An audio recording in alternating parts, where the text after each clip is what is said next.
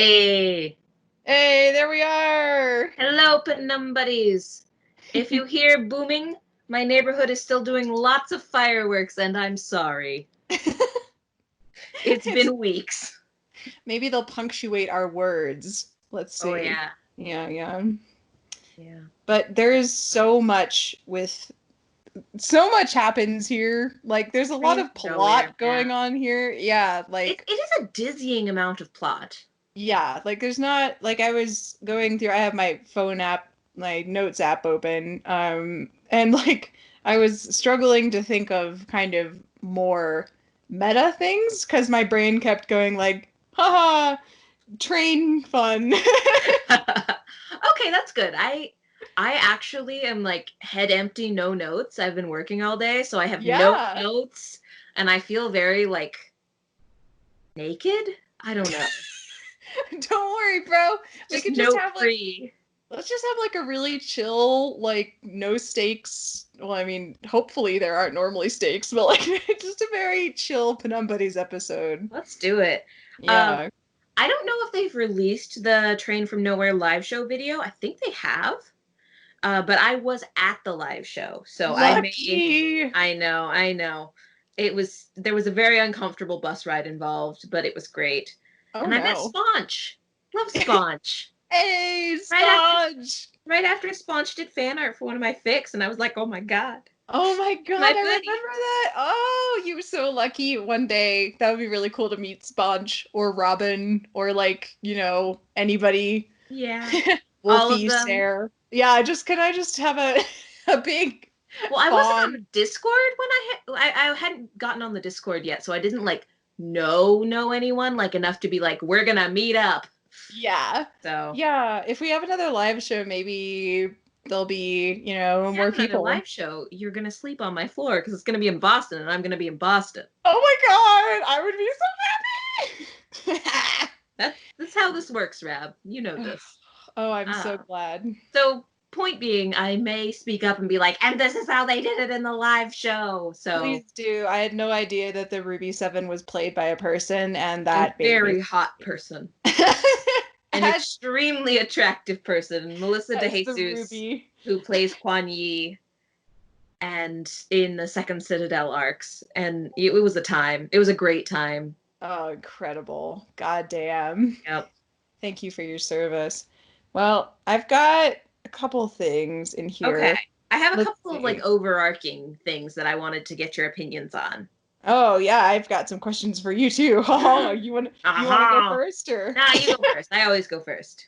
Oh, it's well, you always keep us on track. So, I wanted to ask you what you think about why, because Valencia was really trying to get Juno to think that Peter only chose to go for Angstrom because of the ruby. So, what do you think that's true? Do you think that his entire plan was, I will pick this criminal so I can get this cool car? I wanted to ask you about that. Like, how much of this episode was truly necessary to get to the train, and Yeah. how much of it was Peter showing off for like his crush Yeah. and his own personal gain? Yeah, what do you think, I don't know. like ratio wise? I think we're batting like 50-50. Yeah. Yeah, like I do think that like there must have been other people that knew how to get onto the Utgard Express. I don't think it had to be Engstrom, but I think that Engstrom was probably like the most accessible. Like Yeah. like he had a residency at the casino. You know where he is. Like you can get to him. You're pretty sure he'll play Rangian Street Poker with you. And like I could see him being the safest bet, but also the fact that the ruby is there really sweetens the deal. Yeah, definitely. I mean, if I were Peter, I don't see the downside to also getting a car out of this ordeal. Yeah, yeah. Yeah. I mean, he. I think Peter doesn't always see his self interest as mutually exclusive from like things from like the greater good. Ooh, You the know, greater good. like what made Peter decide to turn on Miasma? Yeah. Is that moral core rearing its head and It has to be. God. And then he feels bad about it. He feels bad about feeling bad. So he keeps his car. Oh my God, that is a hilarious concept of Peter being like so fucking frustrated at himself for doing this thing for free that for the common good that he's gonna be like, you know, fuck it, just to prove to myself that I'm actually getting something out of this, I'm gonna take a car. This car is coming with me. Yes, we love the Ruby. Also, I realized at one point that the Ruby made a little sound like a sneeze, and Nerea said "bless you," and it was my favorite thing that I had never noticed before in years of listening to this episode. Oh God, I love their immediate friendship. Friendship. I think Nerea has a crush on his car. It's the straightest thing about him. Oh God. I think speaking of just Peter in general, what re-listening to this episode made me realize, or at least headcanon, is that Peter is pretty fucking spontaneous. Like, Yeah. yeah, I think we talked a little bit when we talked about the first part of cyberbots or ultrabots Mega about Ultra Bop like, Cyber huh, Justice. yes, exactly. About like how it was a question of like, huh, Peter, has he always been this like willing to just kind of throw himself out there? And it seems like to me, Peter is like, I always knew he was an optimist, but he really does seem to just fly by the seat of his pants a Yeah. lot. Like he has shit in his pockets and he will just improvise the shit out of a situation. And it Oh just my makes me God. think of how much of anything ever is planned when it comes to Peter. Well, how much can you plan with that much of your life compartmentalized, you know? Like, if Oh you're God. not letting any of your previous decisions inform your actions, like, everything is fucking improv. Also, now I'm Oh imagining fuck. Nureyev in a theater, in like a improv troupe, and I hate this for me. No, well, it's a college AU that we all know that we needed. Well, the college AU that exists does not have Nureyev in an improv troupe, but that's okay. It's amazing. It's by How Like a God. I can't Ooh, I remember will the name have of to it. link it down below. Ho Have you ho read it? ho. It's super I good. don't think so. Oh, it's good as hell. Ooh, I'm not good at reading long fics, so if it's long, that's probably why. Oh, yes, it's very long. It's Yeah, very I good need though. to. Ooh, well, I can settle down with a bowl of popcorn and really get into it then. Can, So can. I will link that down below. But I love you pointing. That is such a wow. There's my, you know, traditional rab is reduced to saying just, oh, fuck. Like I'm the sorry, thought I of did it him, again. yeah, you did. Whoops, I did it again. Just the fact that, oh my God, I'm sorry. Just the way he can't, of course, he can't plan anything because he doesn't have anything that, Yeah, yeah, man. I also went back and listened to the two commentary tracks from the episode, and that was really interesting. Like all the stuff about Peter having like a really hard like compartmentalizing and like the compartmentalizing was like already on the table. Like Sophie said it. Sophie was like, shit. Nureyev is compartmentalizing. And I was like, wait, is he? What? Uh, What does that mean? He seems so uh, put together. So I does that know. mean that they already had this idea of debts in place? I don't know. See, okay, so I wanted to talk about that. Like, I saw someone, and I'm so sorry I can't remember who said this, but someone was like, what if he's in debt to Angstrom? Like, because Angstrom seems to have gotten rather a lot of information out of him during the game, during the card game. Ooh. Like, God. yeah, like as much, at least as much information as Rita had when she found his name. Yeah, So that's I don't the know. yeah. Yeah, that's the I think it all comes down to the question of is Peter like how much does his name mean to him? Hmm. Like would he if it came down to it Like, someone as powerful as, I just can't. I don't know how important. I guess it's the only thing he has. So I could see him bending over backwards to keep that a secret. But the name, technically, Peter Nureyev, has been out there. It Yeah, like exists. It's just not connected to him. So couldn't he just keep slipping away like he's been doing if someone had his name? I don't know. And I think it's really cool in this episode that Juno doesn't know. That Yeah. Juno has to respect it on like its own, respect Nureyev's request on his own terms. Also, I was thinking all through the episode, like how happy must Peter be to hear his name this often? Oh my Probably God. hasn't in a really long time. Oh Like my even when God. Juno's angry at him, he's still saying like the name. Same hat, bud. Like the first time I heard that, I was like, oh my God, how surreal must that be to be in the car and have just casually, just this guy, just this Ah, lady. Yeah. like Wow. That yelling would be, at you yeah. with your super top secret name. But he's like bitching you the fuck out. Be definitely quite a whiplash. I know, I know. Yeah. So yeah, I think that's really, I don't know. I don't I'm pretty sure that Peter is in debt at this point. Yes. Like I don't think the angstrom theory really holds weight, but I do think that we might see an angstrom reappearance. I don't know, probably not. I just really like M. Sutherland, and at the live show they had very cool boots. Ooh. Very cool boots. Oh, Platform, goth as hell, like cool. boots. It was Next great. next time I listen to this episode, I'm gonna picture Angstrom wearing those the whole time. And eyeliner. It was wonderful. Oh shit, I that know. An nailing it. icon, truly. Wow. That Yeah. would be great to see some old faces in general. See, maybe, Great. yeah. I don't know. At this point, I think anything could be true for Peter, but it does. It.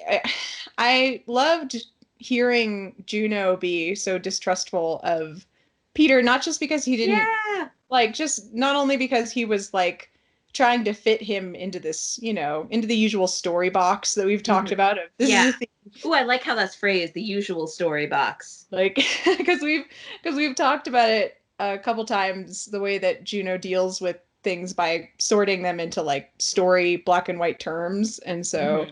Peter's the thief, he is bad, I am the good guy, I am the I will catch you.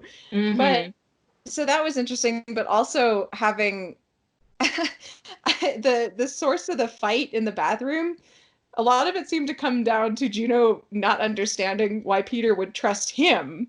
Like that was where a Yeah. lot of his distrust was coming from, was like, why are you giving me these things? Why are you putting your name on the line if it means that much to you? Like, Ah, why me? yeah. Yeah, that hurted. That shit hurted. Uh, and I think that trust is really interesting. Like the fact that Juno just doesn't know how to react to that, um, and sees it as a burden in a lot of cases. Oh. I think that's, we get a lot of like really classic season one Juno here. And honestly, listening to this episode, I was kind of like, Peter, how did you think Juno was going to run away with you? Yeah. Like, like y'all are not getting along so great. And No. also, like, I kind of want to talk about Peter's treatment of Juno in this episode. Like, I Yeah. think that Peter was really trying to show off, but was also just not giving Juno the information he needed to be an effective partner in this, in what was happening. And a lot doing, and has him do a lot of things that are not like, that are clearly really out of his comfort zone. I Yeah, don't know. Luna, you are so right.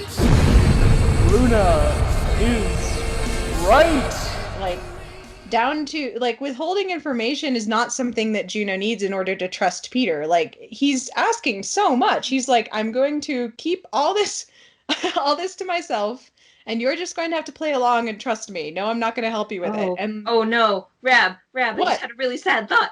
Rab, What? Mag did that to Peter. No! I'm gonna have to go into my audio, like in the. I'm gonna. I'm gonna have to edit that so it doesn't fucking blow out the mic. I'm No! sorry. No! But he did. Oh, that is so fucking interesting because we know that Juno struggles so intensely with not emulating the way that his mother behaved in stressful situations. And like, so just think about Peter maybe having a similar issue. Yeah. Oh my Having a God. hard time like just automatically putting that trust. Yeah. Wow. Yeah.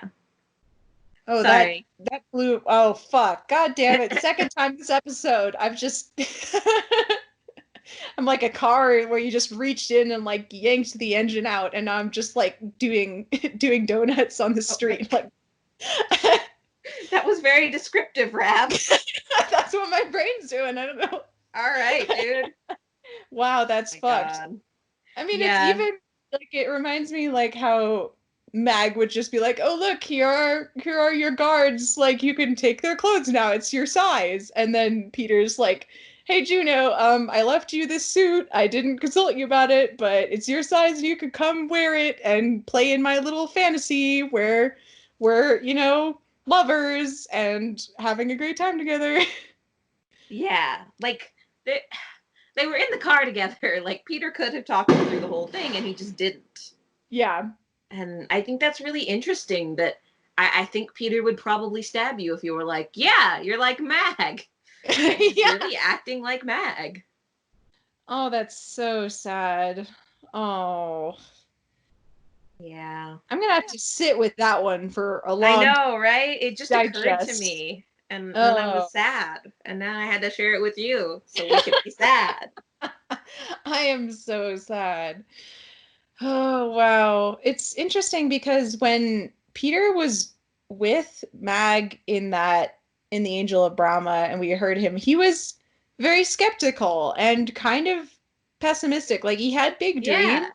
Yeah, but the way he would react to Mag was with exasperation and like kind of a very almost Juno-like thing. So like somewhere in between that, and he just decided, I think it was a conscious choice to be more optimistic, but I could see Uh-huh. people thinking of him just falling into it. But Yeah. after such a traumatic thing, I think it would make sense for him to have to make the deliberate choice to just anticipate good things Mm-hmm. after that because he's just so outrageously like everything will be fine.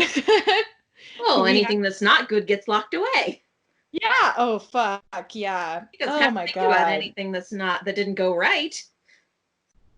Oh, ouch. I Oh kind of get no. it. Like I'm the kind of person who is just like busy and busy and busy and busy so I don't have to like sit down and think about my own brain. Um Yeah. and like you can do that for a while. Yeah. And I think Yeah. that maybe right now in canon with Peter's broken leg, I wonder if that's kind of what's happening subtextually is that he's like having to not be busy and deal with his own brain. Yeah, it's Someone write me an genius. angsty fanfic. Please. I love them. But I agree. I think it was a genius move to I've noticed that in stories in general, one of my favorites in Pandora Hearts, they had a character who was just a very confident, competent person. They had them go blind, Mm-hmm. and that forced them to start reaching out to their friends more. And Mm-hmm. there's something there that's a little weird about using disability as like character development, but I've Yeah, also, I I mean, mean, they if do it's this. sensitively done, I think that there's, yeah, yeah. I think Yeah, yeah. there's shades of gray there. Yeah, because I think it depends on how they react to it, like whether or not Mm-hmm. they treat it as like a burden that's like the worst. But like Juno also losing an eye, I think, in the start of season 2 was a good kickoff to him having to learn how to cope in a different way. So Yeah. breaking Peter's leg could be, I don't know, just another way to force him to, yeah, like you're saying, confront himself. I'm just going into a long loop to get back to what you just said. No, you're totally right. Like, listeners, I got diagnosed with an autoimmune disorder this last fall, and having to kind of like stop and be like, I have a body was just, oh, wow, it was completely shocked and appalled at such a state. You have to exist now? No. No, I don't want to. Oh. Yeah, so I think that's an interesting way to look at it, is that one, now, knowing what we know now about Peter's compartmentalization, I think that he's kind of treating Juno like sort of a facet of his own mind. I think he just doesn't have a lot of practice being who he is. Ooh. Like, he kind of just, if Juno's unhappy, he like tries to wrap it up and shove it away. Yeah. Yeah, it's like not only is, yeah, he's treating Juno like, I don't think, like you say, practice with like I'm thinking even practice with just being with other people in general. I think all of his plans have been in his head. Yeah. So of course he would just expect Juno to understand and automatically go with a plan because Mm-hmm. like that's how he's always worked. Like Juno has no understanding of subtext. and I love him for this. Yeah, like, remember even in Murderous Mask, like, Juno had, what did Juno do? He Peter had to turn the flirting up to 11 to get Juno to understand that he wanted to go back to Juno's apartment. Oh He did everything short of saying for sex. Oh. Juno's not good at cues, but like neither am I, so whatever. Yeah. Um, I love him for that. I feeds my autistic headcanon that otherwise has no fodder whatsoever, but I still delight in it.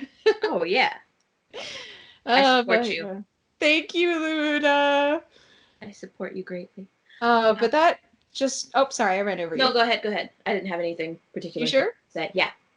I was just gonna like talking about this. I'm really glad you brought up Peter not really being fair in a lot of ways, because that does transition us really well like into the next story arc, like, and it just makes his actions a lot more, I don't know, when he accidentally kind of gives Juno that ultimatum, it just it's in character. Yeah. Yeah, it sets up this conflict that, I don't know, really nicely, I think.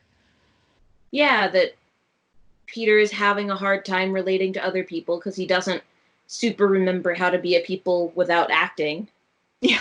And I mean, compartmentalization is in a lot of ways an ultimatum based thing. Like, you keep the whole experience or you don't.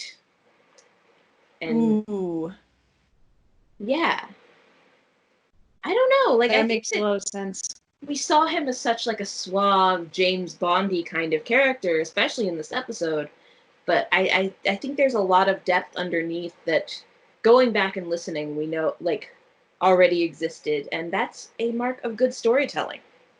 Amen. It is so delightful. Another example of how, Kevin and Sophie set up your expectations and then just totally flip them around. Knock it down. Yeah. Great shit. Yeah. Oh, But goodness. let's talk a little bit about like Juno's discomfort. Like, what is Juno uncomfortable with, and why?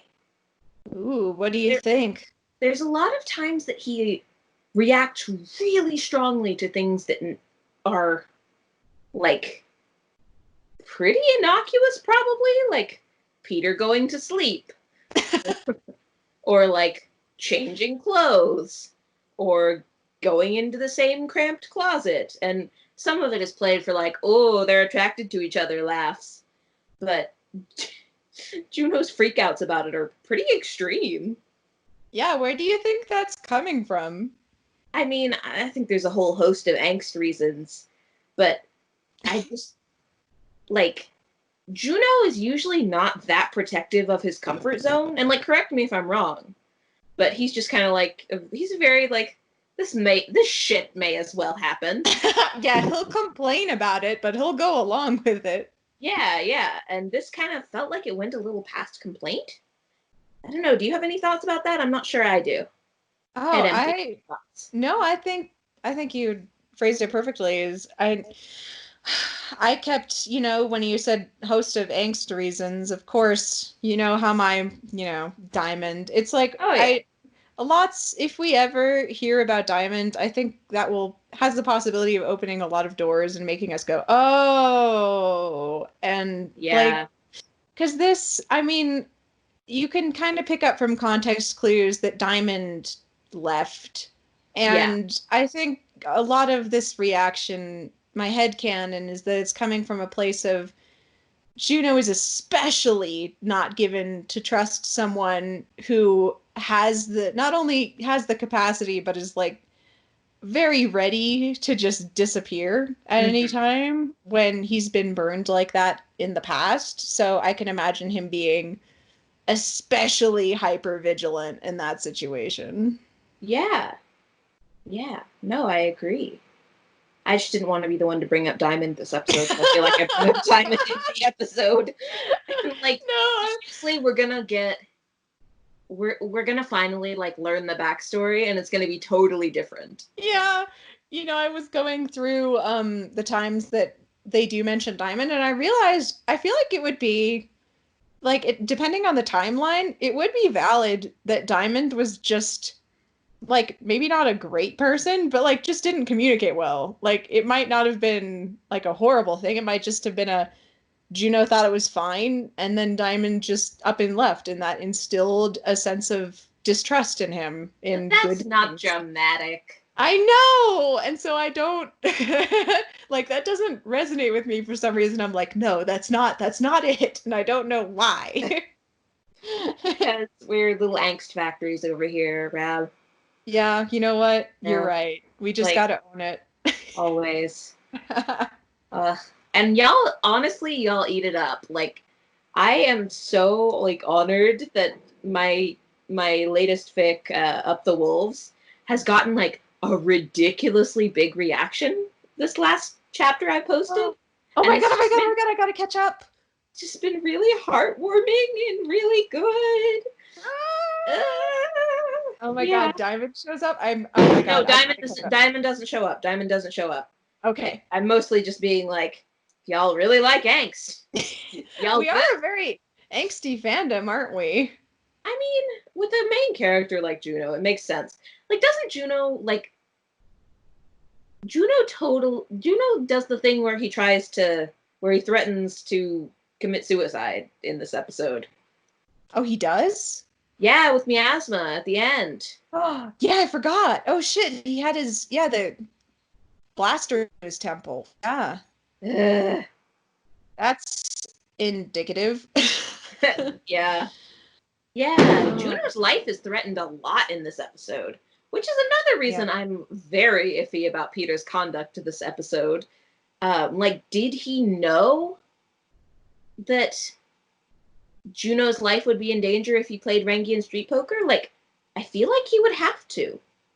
Yeah, and he just really hand waved it like, "Oh, I wouldn't let that happen." And it's like Juno doesn't know that he can trust you to make sure that doesn't happen. Juno doesn't Like, like oh my you're just god. asking Juno to trust you? Like, and I know he's all like, trust is not optional, but like, you also can't force trusting someone. Like, you can choose to trust them, but if they Yeah. keep doing things that make you distrust them, like, you know? Yeah.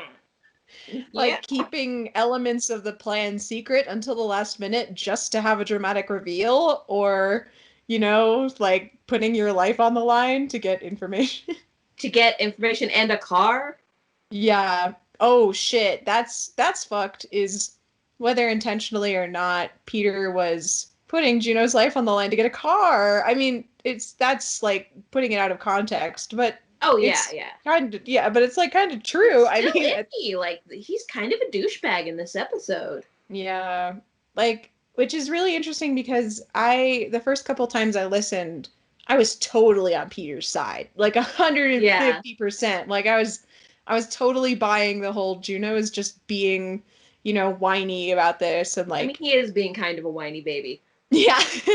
And like, yeah, I guess I shouldn't like Juno is also being not great in this episode. And the way that he behaves in the bathroom especially is really hard to listen to. But Yeah. it's good re-listening and being like, yeah, Peter's no perfect guy. He's asking a lot here and not being that great. Yeah, yeah, he is. And like I've done this too. Like I know I keep relating all this stuff back to my own mental health shit, but that's why you tune in. I know. Like, I mean, I do the same thing. I project heavily onto Nureyev, so it's like, yeah, but I think there's like an instinct in brains to be like, if I share this thing that's really important and personal, then there's a level of trust between us. You like, and the trust will go both ways if I just say something personal enough. yeah. So I like, overshared a lot at college, y'all. A lot of people are running around with a lot of information about my past. it is so tempting to just tell people everything. I don't know why. But like, Yeah. I don't know, but I totally with Peter giving away his name, that yeah, hearing you say that makes a lot of sense. Like here's the ticket to trust. I am putting my entire life into your hands. And so obviously now And now you have to trust me back because that's how it works because I gave you my thing. yeah, the law of equivalent exchange. Yeah, and that's not how that works. And I don't know that that would ever occur to Peter. Because he does it again. Like he does the Like exact Angel of same thing. Brahma is the same thing. Yeah, like, oh, you don't trust me right now? You think, okay, so I mean, I know Now that he see was my also worst nightmares. Like yeah. And it didn't work. no, it No. didn't. Oh, God. Yeah. That's fucked. Vulnerability does not automatically breed deep trust between two people. It can mean that you trust someone, but it doesn't mean they trust you back. Yeah, that's hard. That's hard, man. Damn. Yeah. That's interesting though. I don't know that I had ever drawn that line before just now. Neither have I, and that's like a really fantastic way of looking at it that I've been really wondering why Peter gave Juno his name. Mm-hmm. And I love that idea of him doing it because he wanted to have some kind of closeness with someone, or Mm-hmm. maybe he was tired, or and I think Sarah mentioned that recently. I'll have to, but so the thought of trying to to rope Juno into a close relationship like that, that's a really interesting idea, I think, for why he might have taken such an enormous risk. This is such a risk. It Like, is a fucking huge, especially if he made it in the past. yeah, especially if that's how he got fucked over with his debts and the name and stuff. Yeah. Like, that is the definition of like, I don't know. I mean, I feel like the case could be made that Juno's not a wouldn't be an idiot with shit like that. Like, Yeah. he's a very loyal person, and I think that like shows strongly, like even on just ways that you could research him. Yeah. So I kind of see that he's been a little bit vetted, and then also I think Peter's just like a stupid romantic. Agree. 5,000% agree. Yeah, like, but I don't know. I'm comparing it with Man in Glass because like I don't know if does Peter consider vulnerability weakness at this point? Because he definitely does by the time of Man in Glass. He says, bears wet wounds to me with wet eyes. Ooh. See, I Like, told you it would punctuate. I told you the fireworks would punctuate whatever. oh my God, why do I live here? Yeah, so I don't know. I could see that being like a change in his personality after final resting place to be like, we tried being vulnerable, didn't work. We're doing that again. Opposite direction. Let's go. Let's go. Let's go. Oh, no, it really does. That makes a lot of sense. I've always loved Man in Glass for the role reversal, as I'm sure a lot of fans do. Mm. Watching Juno try to regain that trust instead of the other way around. But after talking about it, I'm realizing how different their methods were Yeah. for trying to gain trust, and it's kind of funny since like considering a bunch of fanon that Juno is kind of goes at it not super well, but he still technically has the better approach of the He two of them. does. He does. He talks about the thing. Yeah, so there you go. Yeah. I don't know. I'm seeing a lot of fanon interpretation right now, and listeners, this is right after Mega Ultra Bots of Rita. And, you know, the reveal at the end that Nureyev is a betraying bastard man. Maybe. Stinky bastard man. It's true. He's very smelly. And that he's going to, well, I lost my train of thought dunking on Nureyev. Oh no.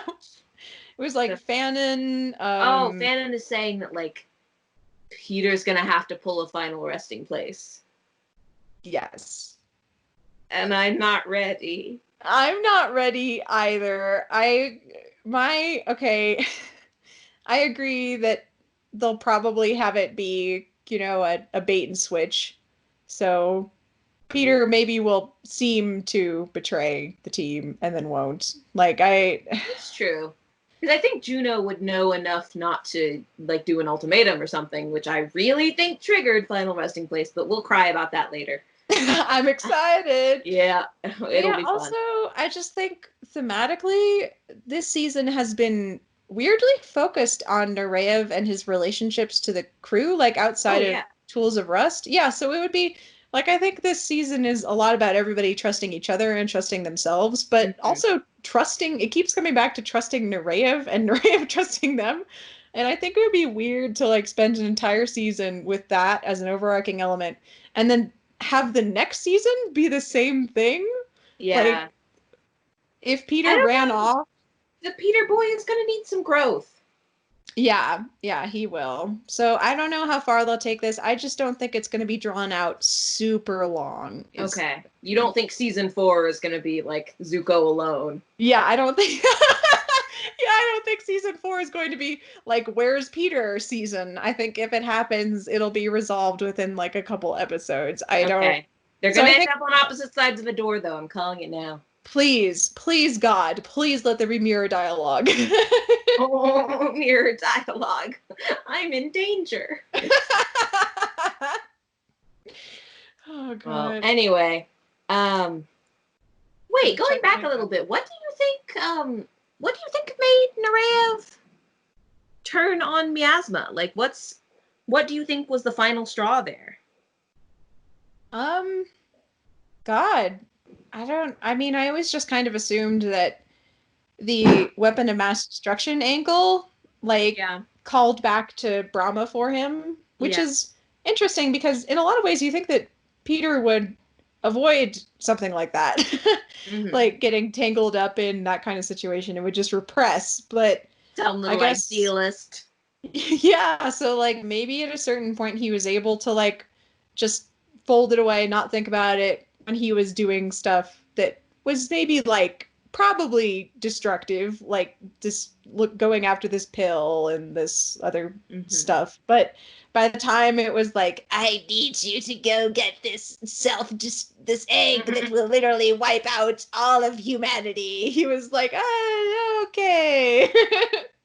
I wonder, did he know that in the live show? I don't think he did, but did he know that Juno had swallowed the capsule? Oh, shit. I feel like that could have changed the calculus of it too. Oh, really? How? Like, if Juno is a Martian artifact,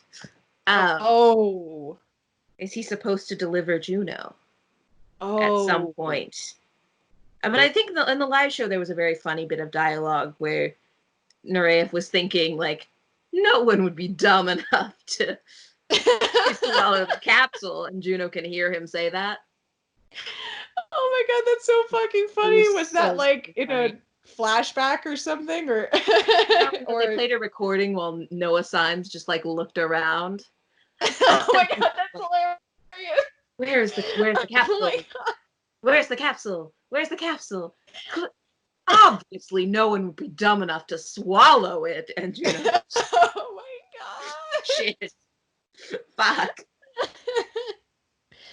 Oh, so Very dumb. well, that makes a lot of sense, you know. That's a piece of personal investment right there for yeah. Oh God. Well, that's Exactly. interesting.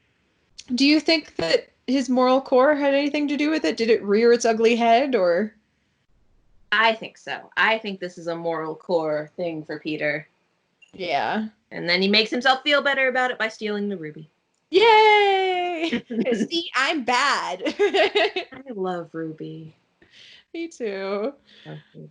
And I love the idea of Peter trying to convince himself that he's like a bad guy while Juno does everything to convince himself that he's a good guy. Like just Yeah. Oh, yeah, that's a cute parallel. yeah, it's Oh, adorable. I forgot to mention, and this was on the mental list because I don't have a physical list, which is weird, of things that I wanted to talk about. This episode has a body count. Yeah, people fucking die. Did those security Juno guards kills die? someone. Yeah, and Juno shoots the assassin. Yeah, He that fucked me dies. up. I'd forgotten that they just died, but they're dead. No, they dead. Fuck.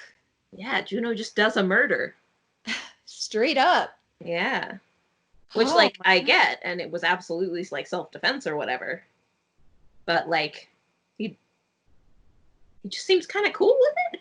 Yeah, it doesn't seem like he's losing any sleep. I mean, he's making quips about trash like within Yeah. like the next minute. So Yeah, that's just interesting. Like, I don't know that that gels so much with, like, a Juno that would, make the condition of going with the crime family that he would never have to kill anyone. yeah, that's really interesting. Yeah, did it really matter that much that it was self-defense, I wonder? Like yeah, very strange that they don't really bring that up. Yeah, I think especially like in season 2 with the guard at the Museum of Colonized History, who was like an innocent bystander, but Juno beats himself the fuck up over that one. yeah, that was a big like the plot just stood still like when that Yeah. happened. Yeah. I guess it really does maybe make a difference that Juno can label this person as like a bad guy. Yeah. But I don't, based on what we've seen from him before, I can't imagine him not taking an excuse to beat himself up. So, True. True. yeah, True. they had a family. Oh, I don't know. So maybe, yeah, maybe they just kind of were like, okay, we don't really have time to deal with that. We're just gonna, Yeah. yeah. Yeah, yeah. And I mean, it's not like it was unjustifiable or whatever in the circumstance. It's true, but you're right. There are bodies in this episode. Like, Yeah. not like Valencia But gets killed. Valencia, like, She was awful. Yeah, it's kind of like piranha territory at that point. And oh, like, I love the piranha. I can't wait to talk about the piranha. oh my God. Yeah, we are nearing season 2, my dude. Wow, we're We've only getting got a there. couple episodes left. Isn't Angel of Brahma next? Holy fuck, it is. Oh my God, that's gonna be wild. Oh. Woo boy! Ooh. Yeah, that's a lot. That's a whole lot. That's a whole lot, a lot. It really is. But in terms of like setting and tone, I really appreciate that this episode went hard on the Bond thing. Yes. But was from the point of view of the person pushed into the Bond girl role Genius. and like an unwilling Bond girl. I think that's just like eternally funny. Yeah, I think that's my favorite kind of narrator is the one who is like less active in their own like shenanigans and it's just kind of like tugged along. Yeah. Yeah, no, I love that. Oh, Oh, want to talk goodness. Duke and Dahlia real quick? Oh my God, yes, really, really fast. I am obligated to mention flower symbolism and say that Yes, please go. yes. Oh, well, I haven't done. I should have remembered to look up Dahlia symbolism again, but there's a lot of contradictory symbolism going on with Dahlias, but there Hmm. is loyalty in there, which almost makes, I think, the choice of the name feel like, I don't know, it feels almost wishful, like wishful thinking. Yeah, like this is what Peter wants Juno to be. Yeah, which is, I mean, in line with him, setting this all up like a kind of fantasy Hmm. anyway. So, yeah, I love that symbolism. But what about Yeah. you? Um, I think that, well, one, I think there's like credible evidence that all of Peter's personas are like bits of him. Like it's kind of just him a little to the left Yeah. every time. And I think that we get a lot of Peter's insecurities like shining through with this one. Cause like Duke is very like, I don't know, I imagine him like fluttering his hands a lot. Yeah. He's very he kind of like floats and is a little like he babbles a little bit and he stutters a little bit. Um, and I think that that is very interesting considering what we know about Nureyev. That he's a little bit like that in his own head, kind of like doing whatever, like whatever thought process is happening way too fast. Yes, like the Venus clock or whatever that was. Oh yeah, yeah. And I think it contrasts in a really funny way with Juno, with as Dahlia, because I think if like if like Peter had warned Juno at all about this whole deal, I think that Dahlia would have it would have been very hard to sell Duke as the one in charge of the situation. Yes.